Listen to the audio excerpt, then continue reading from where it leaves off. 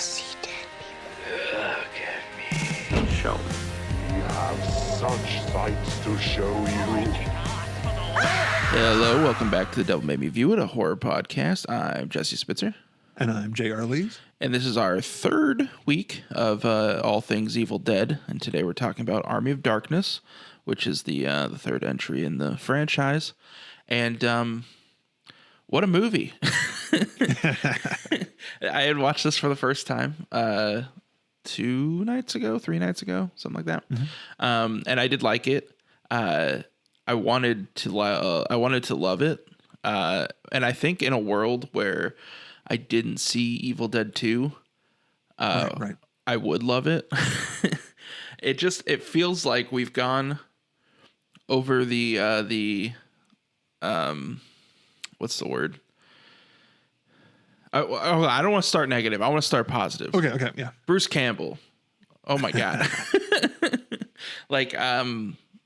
Just give this guy every franchise all the time. Yeah. I can just watch him nonstop. He's just so weird and funny, and I don't know. Yeah, he really and you know he's kind of is that him? Okay, so sorry, I got scatterbrain. This movie takes place in the past after the second one, right? Yes. He goes back in the 1300 past. AD. Yeah. 1300 AD. Yeah. And I like this series has no problem with doing like retcons of the previous movie. It's like you can go from one to the next, and it's like they start generally where the other one left off, but it kind of changes everything about it because the second movie ends with Ash begrudgingly becoming like the savior. Right. And it takes a little while in this movie before he gets to that point. Yeah, and then in Evil Dead 2, he lands in the past. They point swords at him. A monster shows up. He saves them all, and then he's hailed as the chosen one. Yeah. And then the hard ending, and it's done. And this one, he lands, and they're going like, "What a dick!" And then they make him. He is. and they make him march through it. And he is the voiceover. He goes, "I'm a slave." I'm like, "You just walked a few miles back. Come on." I mean, that's a big phrase there. Yeah, take it easy, my guy. when you're saying about this I am an Evil Dead 2 hardcore fan. I always will be. Yeah. I love the first one. Evil Dead 2 is mine. Army of Darkness, it was slower for me to get into, but I'm watching again. I finished it. We watched it yesterday, and I watched the making of on the Shout Factory disc. And it always makes me, this is an actor's reel. This is, if you want to hire Bruce Campbell, you don't do headshots, you don't do an interview, you don't look at his resume, you just watch Army of Darkness. Yeah. He has the love interest, little bits and bits. He has his comedy. He's got slapstick. He gets to be scared. He gets to play the hero. He gets to play the doofus. Mm-hmm. He gets to play the bad guy. He gets to play many bad guys. He gets to be background acting. A little bit of dancing, you know. This is the reason, and I don't even know what version the Blu-ray was, but it opens up. It's Bruce Campbell versus the Army of Darkness. Is how it on the screen. Uh-huh. And it's just the movie could just be called Bruce Campbell.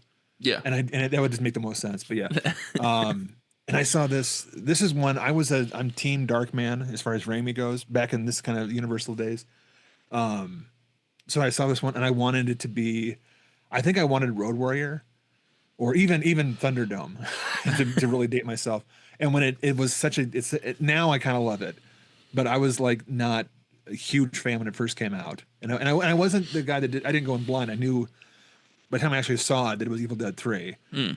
But I still want to know the people that walked into the theater thinking it was going to be a sword and sorcery movie and didn't know it was part 3. Oh yeah, that's kind of what I wish. I kind of wish I'd had that experience. You know, it's like I kind of to be like someone who's seen Jaws the first time, not knowing it's about a shark that's that big. You know? I've never known the shark wasn't the giant shark. I kind of want to walk into Army of Darkness and go, this is like a sword and sorcerer, right? This is the Hobbit, right?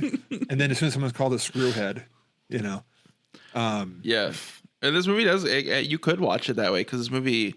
Oh yeah. This is something my wife brought up that she also she liked the movie, and she brought up that she likes in this franchise that you can kind of pick your favorite and show it to whoever. They don't need the context of the rest of the of the franchise. Like if you're a huge Army of Darkness fan, you could show somebody Army of Darkness without showing them the first two, because every movie kind of starts with this like really brief, like, well, 2 it's less brief, but in 3 starts with a really brief kind of recap of the franchise. And there are also, it's weird, they're so, all 3 of them are very Sam Raimi, but in very like different, or I guess they kind of get a little more, just more in general. Each movie is like more than the one before. It's more campy. It's up to 11. Yeah, exactly. Yeah. Which is fun. I think that I think I liked it at 10. Well, it becomes, I mean, the first one is legitimately scary and upsetting, and then 2, it's gory and it's gross, but it's fun, and there are stakes because anyone can die. And then, but Army of Darkness really is just, if anything, it's like it's the beginning of the whole Xena Hercules vibe that Raimi did later on. But it is a fun, it's a kids movie. I mean, it's not bloody. It's one of those things where I was just watching the doc, and they're saying how it almost got NC-17. I'm like, what? Wow. And it was because the MPAA back in the day hated the fact that 1 and 2. I'm assuming, I'm putting words in their mouth. Sure. Hated that 1 and 2 came out unrated and bypassed the whole ratings board. So this one comes up, and they were kind of aiming for PG-13 because it looks like it's a swashbuckler, and they gave it NC-17, and it's like, this is dumb. So then they go back and make cuts and it's an R. And it's the softest R in history. I mean, I know the times were different back then, but there's nothing in this movie. At one point, there's a bomb going to go off, and a skeleton looks towards the camera and freaks out, and the top of the head pops up, and the eyes spin. That's not Henry Portrait of a Serial Killer. That's not NC-17. Yeah. But the only thing I could see would be like language. Because I think, and even then, some of that language looks like it's probably alt takes. So they probably were getting an R. Go ahead and call him an asshole, because there's a couple of times where he said screwhead, and then there's different ones. But also it is made to be like, even again, no one could have predicted the internet. This movie is like, you could probably watch the entire run of the movie in GIF form. Oh, pretty sure. If you type in Bruce Campbell, you will see every frame of the movie pop up on your menu of, Hell to the King, baby, give me some sugar, baby. Oh, yeah. Pillow talk, baby. I'm missing up my babies. Just throw a baby in there. It's just I'm sure a baby. It's like Plymouth Rock landed on us, baby. I'm getting them all messed up. But it's one of those ones that I can defend Evil Dead. The Evil Dead, and I will fight for Evil Dead 2. Army of Darkness pops up. If someone doesn't like it, I'm kind of gonna go, okay, yeah. Like if I'm not, it's one of those things where, watching the making of it, everyone loved the movie. Everyone had a great time. They worked too many hours, which is all the movies back then. The cast was like, I didn't sleep for 6 months. We got paid $1. The extras were sneaking off to have sex. That's a side note. But everyone in it just looks like they're having the best time ever. And then also, and much like we're bragging up other ones, we bragged up before how in the Evil Dead they put up the matte shot of the moon. That's a lot of extra work. I ramble on Evil Dead 2. Why'd they go so hard on certain, like the sideways shooting of the blood?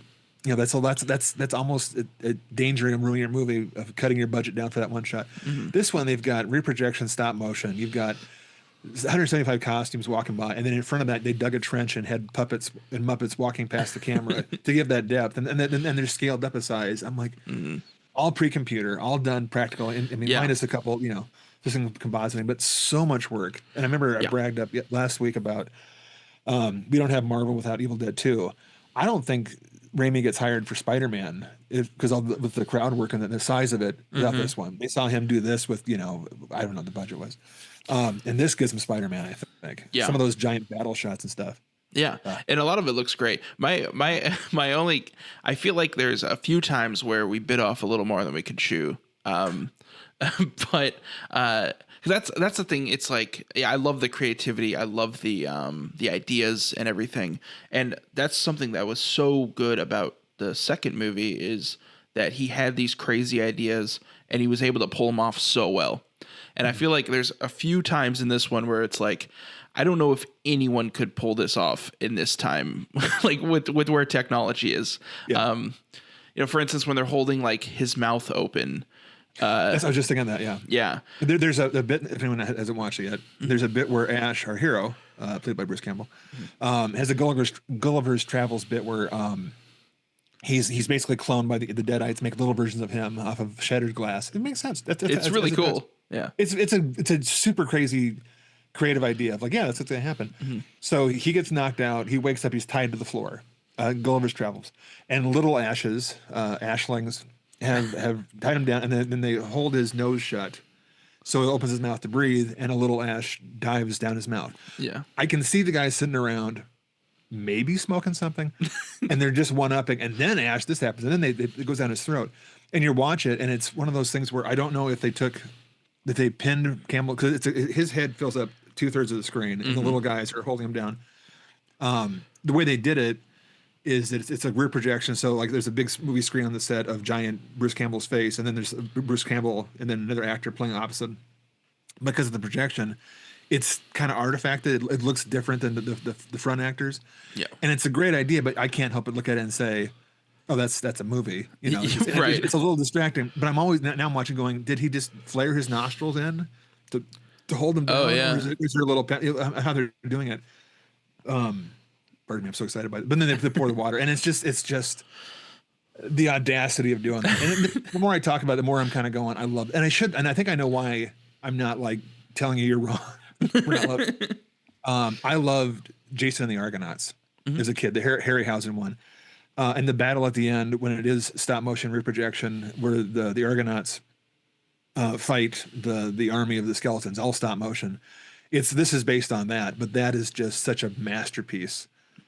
I don't know how they did it. It was one of those things. Again, it was shot, and then they put a frame. This is before the computer. They're doing it here, and it's really neat. They're doing it, but it just makes me kind of go, "Hey, I'm going to watch Argonauts next when this is over. I have that. I'm going to watch that after this, and just yeah. And there's other moments too that don't look great, but I think a lot of that actually is in the movie's favor because it adds kind of to the silliness of it. My favorite shot, probably, well, maybe not my favorite shot of the whole movie, but it's up there, is they have the skeleton on horseback kind of ride up, and then he says something in like a close-up shot. It looks really good, and then it cuts to like a wide shot of the horse leaving, and they clearly just tied a skeleton to the top of this horse, and it's just kind of like bouncing around and flopping all over the place, and it looks really silly, but I don't know, I love that stuff.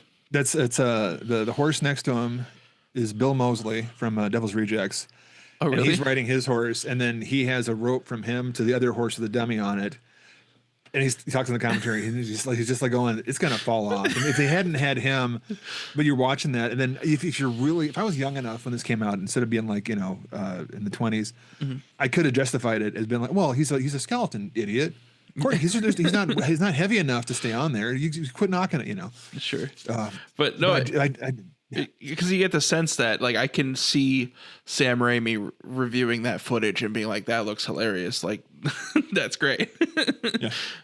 So I don't know, it's just it's one of those things where it's like it doesn't look incredible, but it just looks the way it should, I guess. It's just it's what the movie is. Exactly. Yep. Now, could have anyone else played Ash in this movie, and would have worked as well?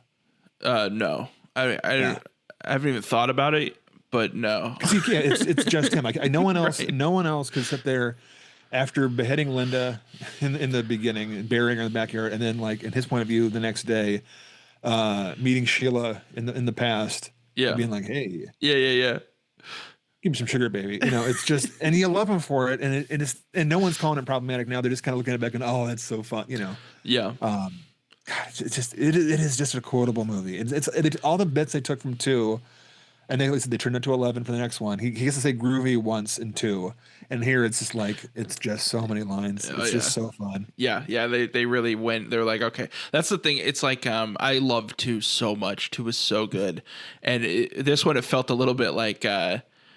Sam Raimi was like, all right, what's the next? Like, let's go to the next gear, What I love is in the history of it, they were trying, after The Evil Dead, they wanted to go directly into Like the idea came somewhere like after that, before probably around Crime Wave, to make Evil Dead 2 be Medieval Dead and have it be this whole story, but done back in like, was it 87 or something like that? And then no one would pay for it, so they had to get a running start to prove themselves. They made Evil Dead 2 just to prove themselves. They could do this big story. And I'm just like, what would have that been like if they made Army of Darkness with like the scary side of Evil Dead 2? Yeah. As you were, And an alternate universe, that would be just the most Conan the Barbarian, gory, bloody.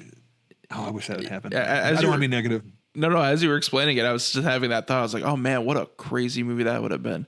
Yeah. Because it feels like maybe, I don't know, maybe there's like just a little bit of a snobbiness left inside of my bones. But Bone marrow. it felt like a little bit like Sam Raimi was just like, what's the word I'm looking for? Not like arrogant, but like it was like, oh, 2 was awesome. Like, I don't know what the word is I'm looking for, but essentially it feels like he's trying to top himself.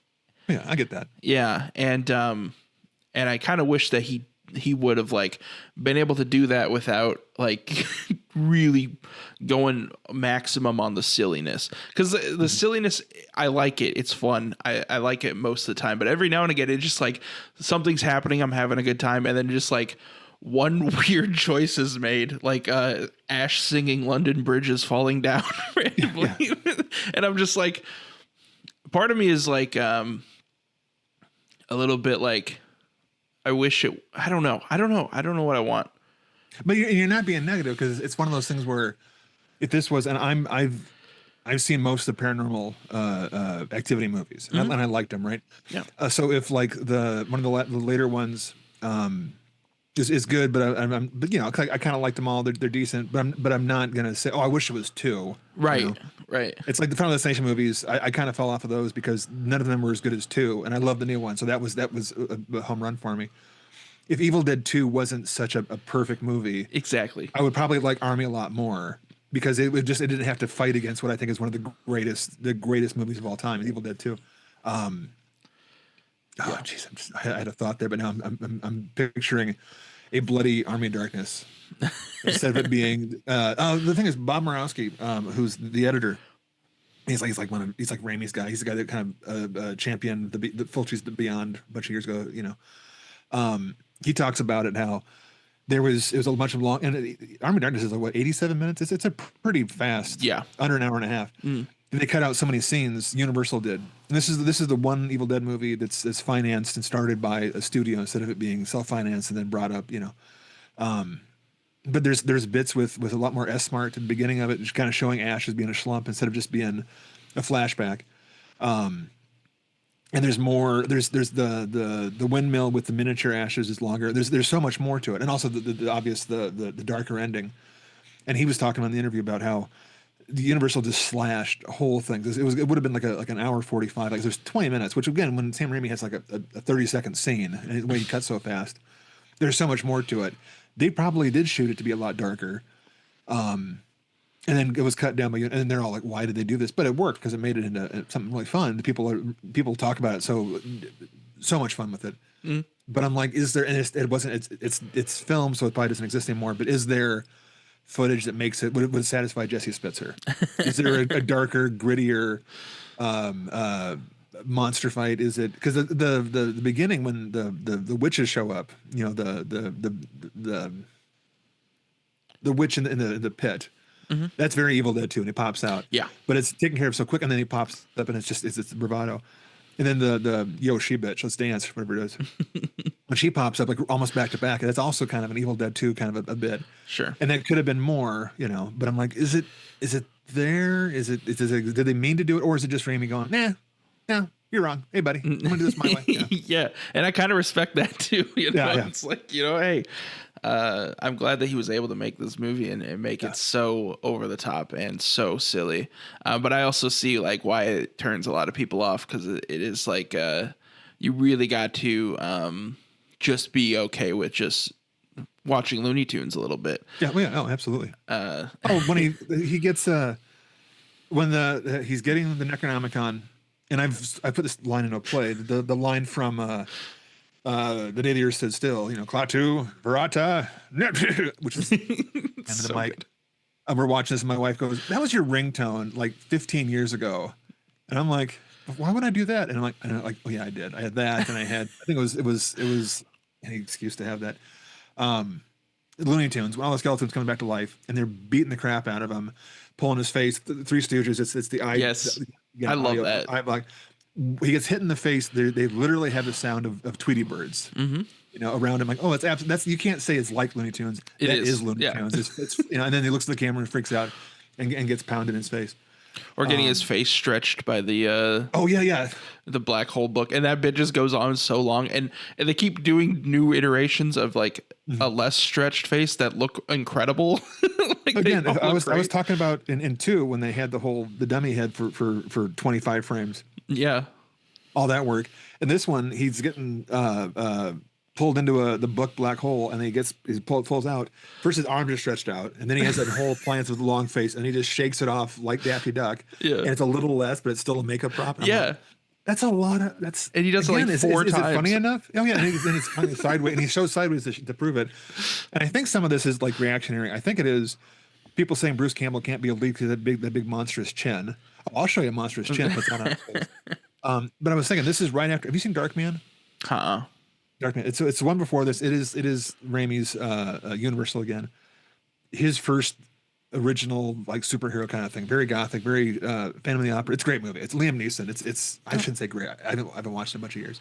I'd love it. But I know Universal stepped in there and kind of took it away from him and kind of cut it down to like mass appeal. I don't know if it was PG-13 or it was R, but it is Phantom of the Opera. And it was cut to ribbons. I need to watch it again before I say that I love it. 'Cause maybe it is bad. But I always wondered if I'm wondering now, not always. I'm wondering right now, as if that was too dark and they cut it out some of the dark stuff to make it more heroic. And this is Raimi saying, "Oh, Universal, that's too dark. Well, I'm going to show you. Oh, you want it to be lighter and funnier? I'm going to have a bag of skeleton on a horse, and we're going to see how dark this one's going to be. I'm going to call the movie Darkness. Yeah. It's kind of like this is the era of Batman Returns. The studio's going, oh, this is too dark. I'm like, it's a guy whose parents were killed, and then I'm gonna, yeah, but you can't have the penguin eating a bird or whatever the thing was. So we don't sell Happy Meals, but yeah, this was like they turned this into a Happy Meal, and I still dig it. I still really do dig it. I'm trying to not be negative, but it's just not Evil Dead 2. Yeah. That really is my biggest complaint, is that it's not Evil Dead 2. It's like Evil Dead 2 showed me, what like peak Sam Raimi doing something like this can be. And then this just feels like he just went over the peak a little bit. We're on the other side of the mountain in Silly Town now. And again, it's like, I don't know if I want to live in a world that this movie is different or darker, but I think, because, I don't know. It's like, I feel like I'm judging it a little unfairly just because I like the second one so much. But there's a lot to like in this movie too, especially with Bruce Campbell. I like that they make him like the most over everything. Kind of like he's not like the action hero. He is just like, I want to go home. I want to go to bed. I want to take a shower. Get me out of here. Yeah, he's had like the worst like 48 hours of his life. And it's really, I don't know, he's very it's weird to be so charismatic and charming and like just such an asshole. Which makes me really excited to watch the show eventually, the Ash versus Evil Dead, because I haven't watched any of that, and that's coming up on the list. So, I want to see how they have that work where he's been. I don't know. Have you which? Okay, again, spoiler for a movie that was how many years old? Which ending did your version have? Or do you know about other endings? I know of one other ending. I know of the I slept too long ending. Yeah, the Rip Van Winkle ending. Yeah. This one ends. I'm not sure what the differentiation is on the other endings, but this one ends with him returning to the present, telling the story, and then Deadite came with him because he messed up the words again. Yeah, so it's the S-Mart ending. Yeah. I don't know which ending. Well, I do. I know. Obviously, the TV show has to go off the S-Mart ending, otherwise he'd be in the future. Sure. So yeah, it's a dumb thing I said. I said a lot of dumb things. That was especially. We're allowed. It can be on brand. I know the future ending would have just been Mad Max, and it would have been cool too. But I and again, I'm supposed to be the purist and say the original ending's better. I kind of like the S. I needed the hero ending, especially if it's going to be done. You know, given the hero moment recently where he pulls off the work smock and he happens to have like the whole Lone Ranger costume underneath. That's awesome. You know, it's weird. Again, that might have been like a middle finger to the studio for making them change it. Like, oh, you want to see something stupid here? And it's also going, hey, you should do Spider-Man. Same thing is going to happen. Yeah, but I think the TV show has to pick up from there. Yeah, I imagine it's weird because they always talk about like because Ash's character has one talent, and it is he's good at killing deadites. Mm-hmm. And then in his life, that's about the TV show. He's just shit everywhere else. He's shit with his family, with people.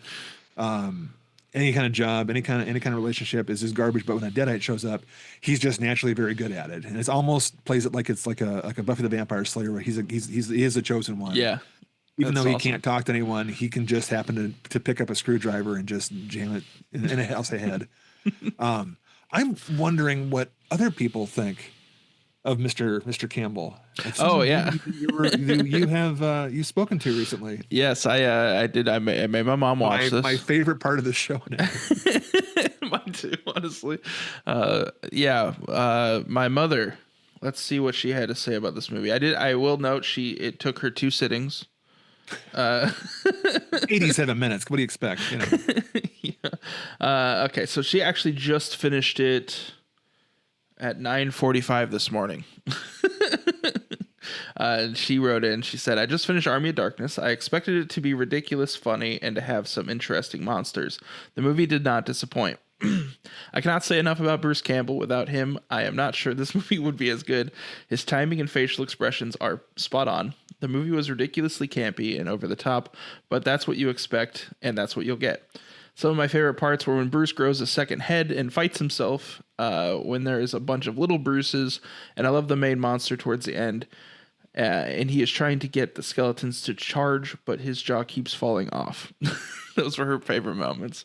All Bruce Campbell, you know, obviously, I guess every moment in this movie is a Bruce Campbell moment. Pretty much, yeah. But yeah. She liked it more than I thought she was going to, because she, after the first viewing, was not super hot on it. She was like, wasn't in the mood for something this silly. I think she was expecting more Evil Dead 2, you know, a little bit less campy, a little more horror. But she did end up liking it, which I was, and then she called me after the first half of the movie and just gushed about Bruce Campbell a bunch. So I knew her review was going to be very Bruce Campbell heavy. What do you think is a better celebration of Mr. Campbell of the 3 films? Like, I mean, I love 2. 2 is my favorite, one of my favorite movies, whether it's on the franchise or not. But if someone comes to you and says, hey, your mom caught me at the store and says that Bruce Campbell's awesome, and I don't know who that is, which of these 3 films do you show them, you know, to celebrate Mr. Campbell? Man, that's hard. My knee-jerk reaction is 2, but he really doesn't. I mean, 3 is the final evolution. Like, he is full-on Ash in 3. So it's kind of hard to... Which one's a better performance? I think... Man, I don't know, because there's so much good slapstick, like single man slapstick happening in both. Probably, I would say I'm gonna probably say 2. I think 2 is where just the scene with him in his possessed hand and he's fighting himself is just so perfect. Yeah. It is perfect. But 3 also. I mean, if you want, I guess it depends on what you're looking for. If you want more like impressive physical acting, I would go 2, but 3 is like, if you just want to see somebody perfectly embody the action hero stereotype without being an action hero, then you can go with 3, for sure. See, I would push the first one as far as showing Bruce Campbell in a horror movie, he's actually terrified. And then 2, I think 2 would be his best work of the series. Again, having not finished the TV series. But then 3 is like, if someone asked, who is Bruce Campbell and what does he do? I'd be like, oh, then you have to go Army of Darkness. Yeah. It's like I said before, it's like, this is his actor's reel. This is going to be, you get to see him do slapstick. You get to see him be serious. You get to see him be romantic. You get to see him be the buffoon, the hero. He gets to give like the Braveheart speech on top of a wall, which, I mean, how many people get to do that in a movie? Right.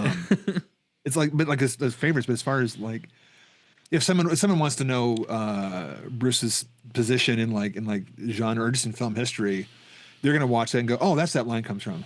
That's where that line comes from. That's where that line comes from. You know. Yeah. I'm gonna switch this back over to our other.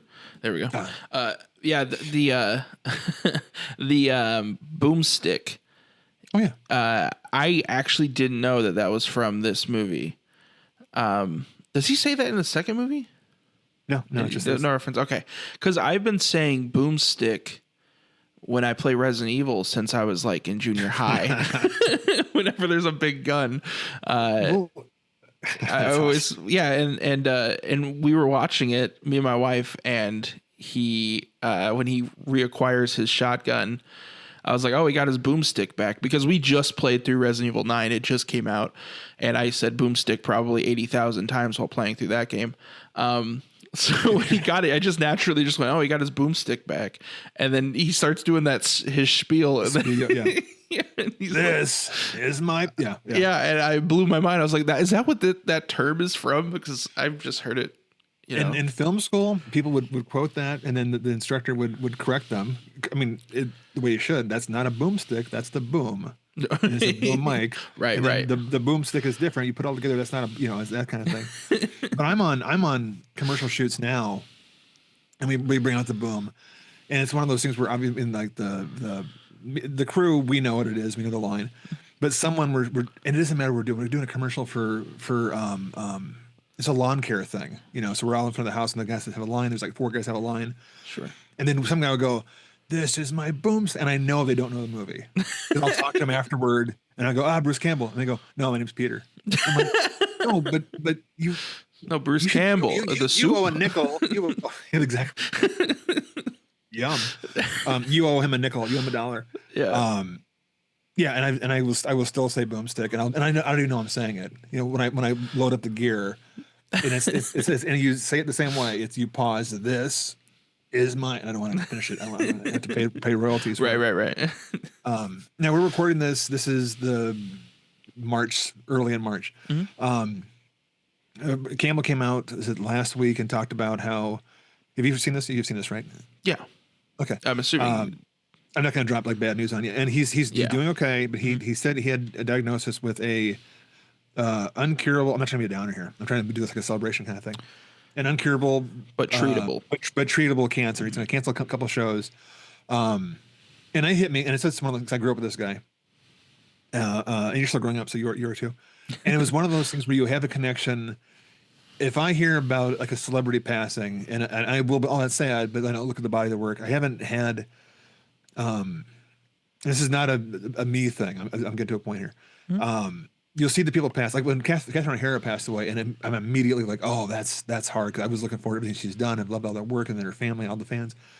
The Campbell thing came out, and I'm like, oh, I love this guy so much. Bubba Hotep is one of my favorite movies of all time. I will quote. I can't say, even though we don't have a censor on this show, I can't quote the lines from Bubba Hotep when he plays old Elvis. But there's a growth on my. So and it had it. I'm like, oh, that's very sad, because I love this guy so much. But the outpouring of emotion of people talking about things, and then the asshat saying, "Oh, here's a cure," whatever, fuck off. Yeah. But the amount of people talking about it, and then really sharing stories. They met him at a convention. I spent I don't know how many hours on Tubi, Treasures. He had a trivia show that they must have shot at like a Comic-Con. It's like Last Fan Standing. And it's not. It's done for like it's a Comic-Con, so it's not like produced too high. They bring up 4 guys from the audience. He does questions, and he just roasts them because they weren't vetted at all. They kind of pop up stage, and it's what you expect from a Comic-Con. I would find that on Tubi. That's great. Yeah, that sounds awesome. But like everyone talking about just the stories about him and how the love they have for him, and then like 5 minutes later, Joe Bob Briggs' Last Drive-In is canceled. and then that outpouring of it. And when this is kind of like these guys are the era, they epitomize what the horror community is. You know, we talked on the bonus episode with Sir David Keane. We mentioned a little bit of Bruce and how much everyone loves him. I'm like, it's such a unifying guy, and I think he's unifying because like we're talking 1, 2, and Army of Darkness. It covers all the bases. If you like anything of genre filmmaking, it's Bruce is your guy. You know, straight horror, splatter, and then in splat stick. You know, he's the man. He's the chin. Yeah, I don't think there is a actor who can just pop up in a movie that I'll get like more excited for.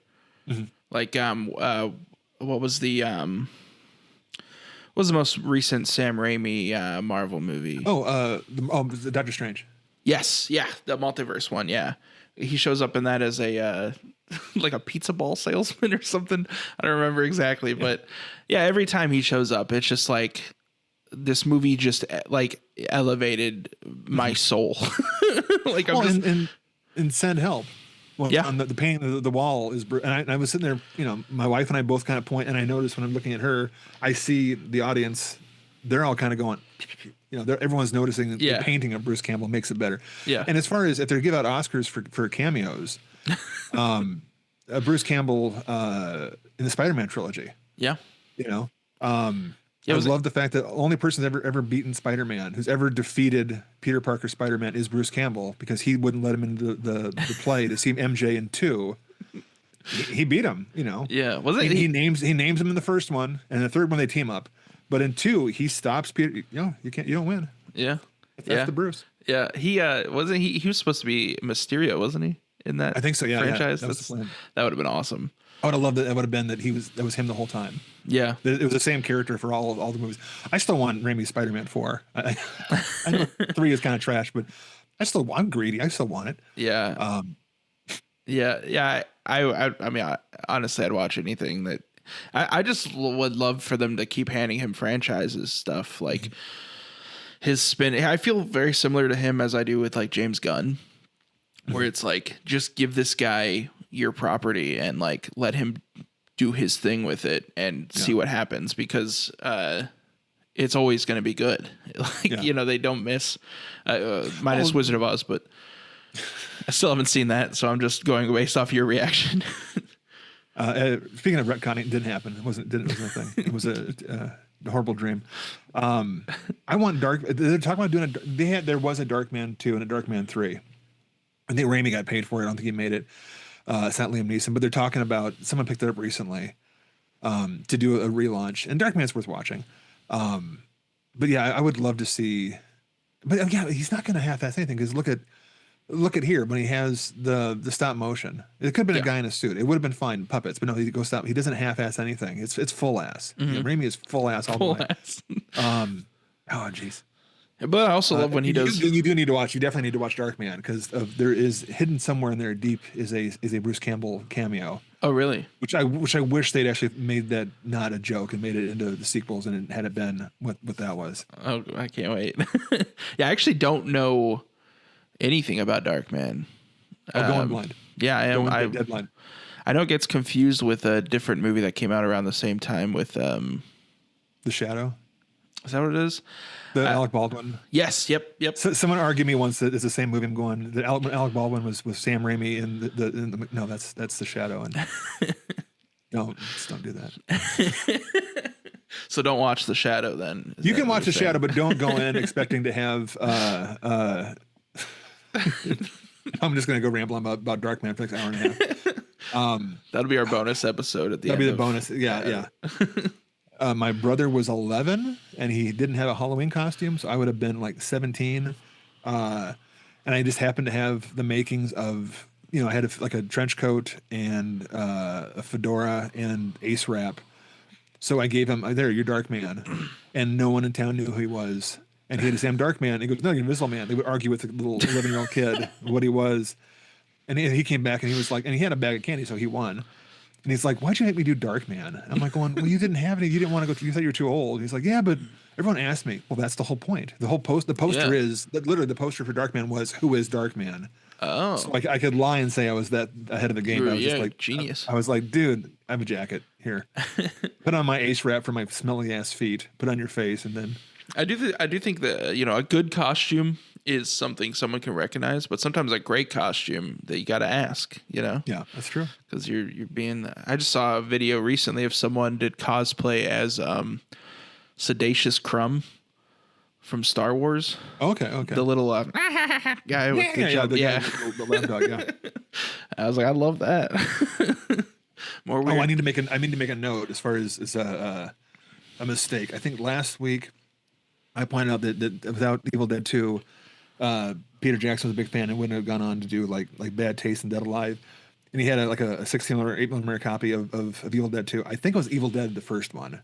Oh, okay. I can't find the article, but it was like one of those things we got done, and I posted it, and I thought, hey, dumbass, I betcha it was the first film, because in New Zealand, and as far as the time frame for that to be like a little shortened, I betcha I'm wrong. Now I hope someone watches this is as big a nerd as I am and calls me on it. But I was to the point where I almost went back and I was gonna like edit out the two, but I talk so fast I can't isolate it. Yeah. So I'm like, okay, I'm gonna say I'm wrong, but there was a point where I'm going, Jesse, we're gonna re-record it and delete it because I can't be as just that one wrong. sentence. Just that. With me, it was probably 12 sentences in the breath of a one. Folks, here's a little behind the scenes. When we're editing these things, you see a waveform. And when I see Mr. Spitzer speaking clearly, eloquently, he talks and it goes like this. When I talk, it's just a block. It's a solid block of me trying to like, dude, you're asthmatic. Breathe once in a while. You got a lot of information to get out. It's yeah. I'm the brain dial up is just a lot. Yeah. I'm just slow. That's all. No, you're not slow. You're what's called enunciating. I've heard of that word, and I'm just like, it's a tricky because I can say the first word and the last sentence of the word at the same time. So I get I'm you. holding space. I'm basically the sandworms from Dune. I can do that. That's one of those things where they say, I've done it. It's true. You can, if you read a word, you can like read a sentence, even if every word is scrambled, but the first and last letter are correct. That's how I speak.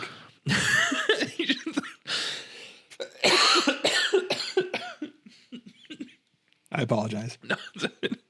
By stating it, you guys can't make fun of me because I know. But yeah, and this is one going back to Army of Darkness. Now that we're talking about it, I think my love for it went up like 13%. I feel that. Because I've been watching it critically this morning, the making of all the shots and the missing stuff. I'm kind of going, again, like Evil Dead 2, the audacity to go back and like say, we're gonna have 40 skeleton dummies.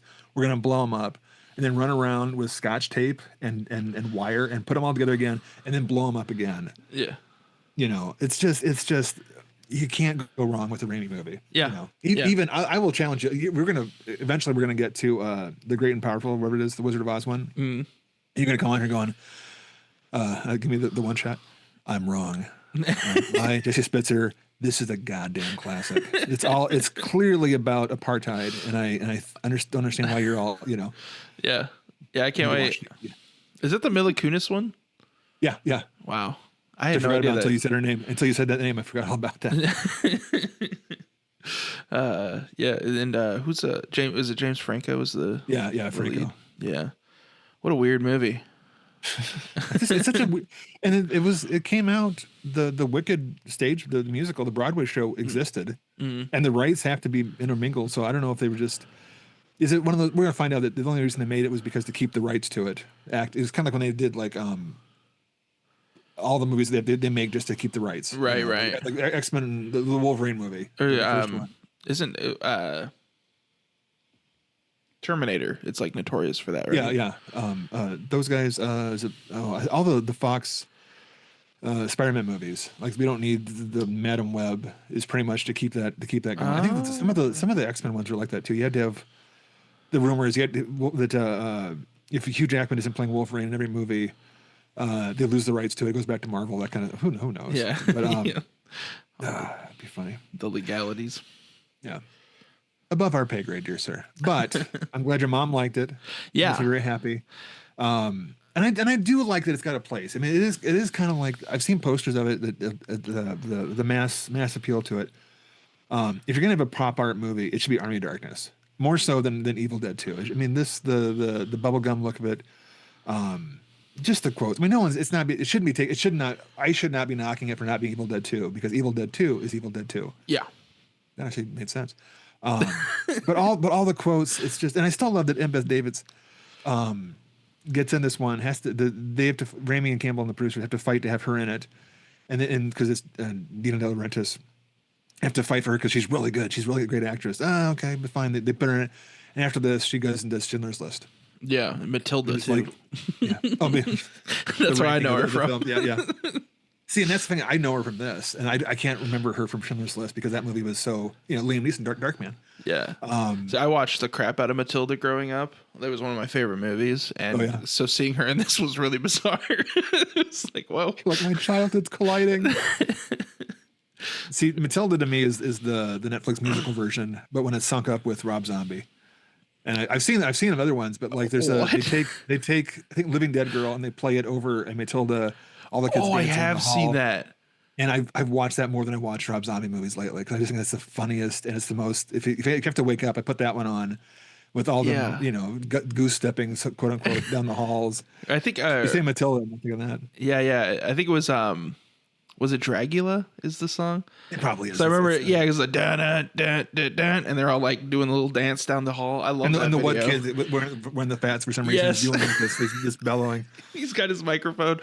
That's a great. I don't know. I've never seen the original of that scene, but I've seen. That's from the movie. That's the movie. That's it. Yeah. It's a weird crossover right there in the middle of it. Then Sherry Moon pops in, Sure. I want to take a second here because I didn't point it out last week, but I have a new background now, and I wanted to do a shout out to my brother who has seen every episode of this show to date, which is crazy to me, right?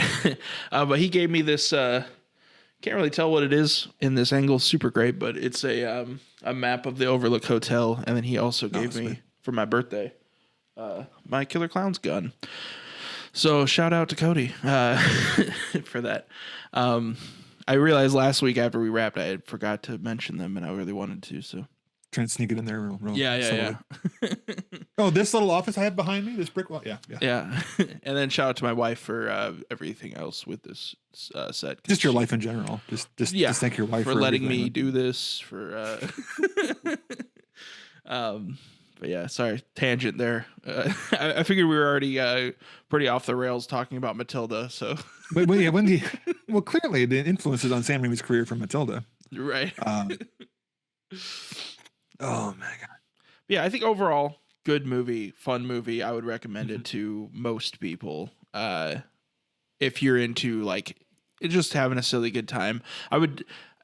I feel like if I were to recommend this to somebody, I would need to preface it a lot more than I would with 2.